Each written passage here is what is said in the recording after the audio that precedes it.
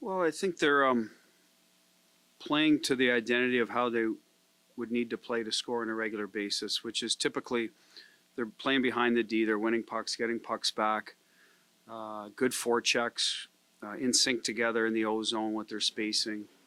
So they're scoring a lot of goals like that. And then they've capitalized on the rush by they're not overthinking it. Like the goal Charlie scored, they gave him a path to the net. They took away the pass in the 2-on-1, so he took the shot.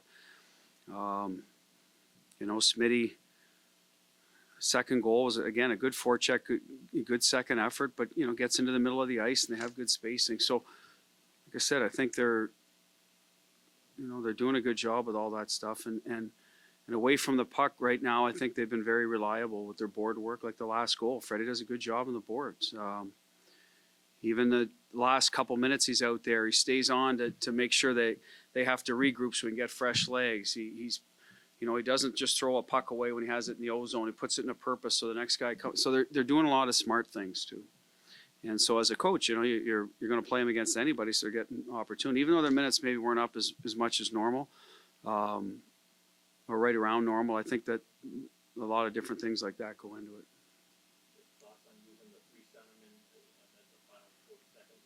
Listen, we've had our issues in the last minute, so we're trying different things. Bergie's typically always going to be out there. You can count on that. Nosa's done a good job, whether he plays center, left wing, right wing, so he can play left wing. Coyle in the past has gone out with Bergie, depending on where the draw is on the right side. We used Kretsch for that when he was here, so we'll always try to use two centermen, and today was three.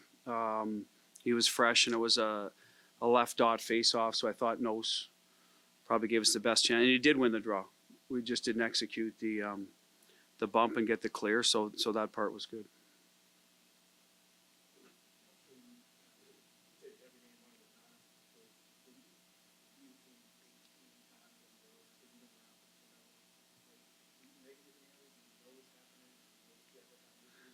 I knew things have gone well for us against them. Just like years ago, I think when I first got here, it was the Caps that we couldn't beat and Holtby, and we kind of corrected some of that over the years here. So a team out west you don't see that often is a little odd, but maybe it's just, I don't know what to make of it, to be honest with you. I mean, we've had a better record than Arizona for a long time, so let's put that first. We're typically the better team, so you like our chances going in, but it doesn't matter in this league. We saw it tonight.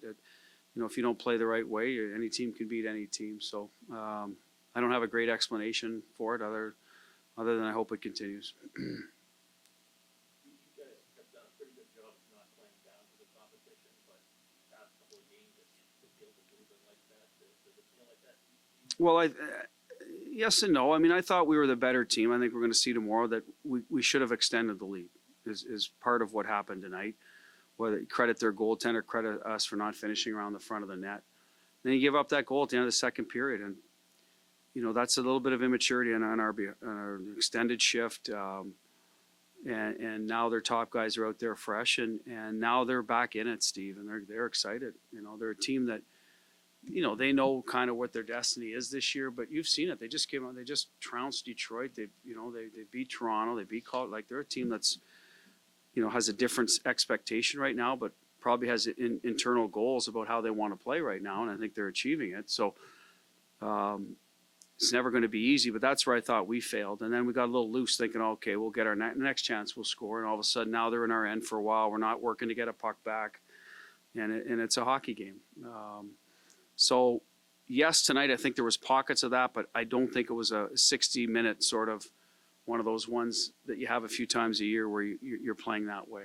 I thought our guys really pushed after they scored. They recognized there was chatter on the bench about, hey, we're going to, let's get this thing done. And it took a while, but I thought they dug in, so to speak, and, played the way we need to play to give ourselves the best chance.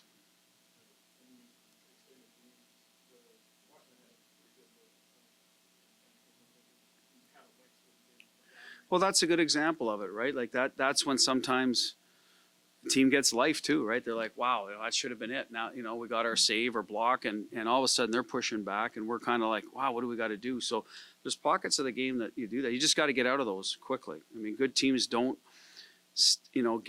when a team has a push, you don't stay in that, sort of allow them to do it for a length of time. That's what good teams try to do, get out of. We talk about it on the bench all the time. Next guy's over the board, you got to tilt it back our way. So, but yes, there were opportunities. Right now, Marsh have a tough time finishing. Marsh and Bergie, they're getting good looks, but pucks not even on the power play. Bergie had a few in front and some other looks. It's just for them, they've got to stick with it.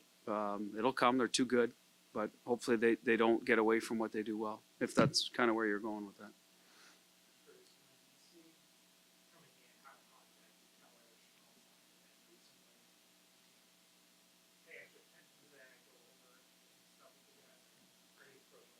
Yeah, the pre-scout today centered on a lot of how they like to walk up high. And our D-zone coverage, that forces us to stretch out. We like to keep people to the outside and high, protect the slot. So they were going to get some O-zone time against us unless we completely changed our D-zone coverage, which we weren't going to do for one hockey game. But it was addressed, and when they were on the ice, they're dangerous with seams. They hit a couple where they missed the net actually in the second period, so it was only a matter of time before they scored on a seam. And what we did was we asked whatever line was out there against them to make sure they're aware of that. And how do you keep lines like that at bay? Well, you manage the puck so that they have to go through you in the neutral zone. They're not getting any easy entries into the zone. When you return to D zone in your own end, you get to your spots and stop. So there's a lot of talking points on them. And the line that was out there against them at the end of the second failed in that in a lot of different ways. And we got what we deserved, and it happens. And then I thought we tried to correct it better in the third period and be more cognizant of it. But yes, we talked about them. They're good. They're having success, and they got us. So we paid a little more attention to the matchup in the third. But don't forget, we're trying to build every line having the mentality they can play against anybody. I think we did that in the road trip. We won 5 games and probably should have been in the chance to win the 6th. So I thought it was good for our group to sort of develop that. Hey, it doesn't matter who we play against. We can get the job done, play the right way. And we got away from that a bit tonight.